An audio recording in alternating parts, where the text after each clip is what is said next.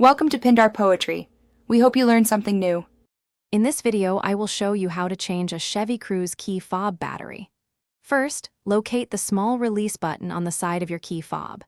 Press this button to slide out the hidden emergency key. Now, use the tip of that emergency key or a small flathead screwdriver to gently pry apart the two halves of the key fob casing. You should hear a slight click as it separates. Be careful not to force it. Once the key fob is open, you will see the internal components and the battery.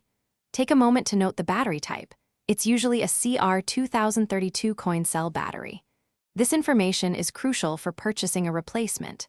Now, using a small, non-metallic tool like a plastic pry tool or a tiny screwdriver, gently lift the old battery out of its compartment. Avoid touching the circuit board directly. With the old battery removed, it's time to install the new one. Make sure your replacement battery is a fresh CR2032 coin cell.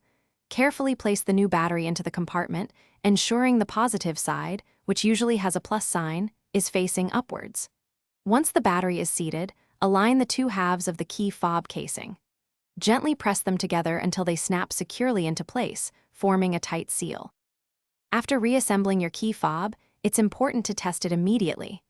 Go to your Chevy Cruze and try locking and unlocking the doors using the fob buttons.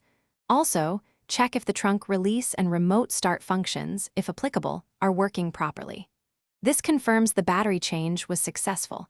If you're looking for other great deals, including a fresh scent for your car, check the description below for links and more information. Thanks for watching. Thanks for watching. Consider subscribing if we helped you.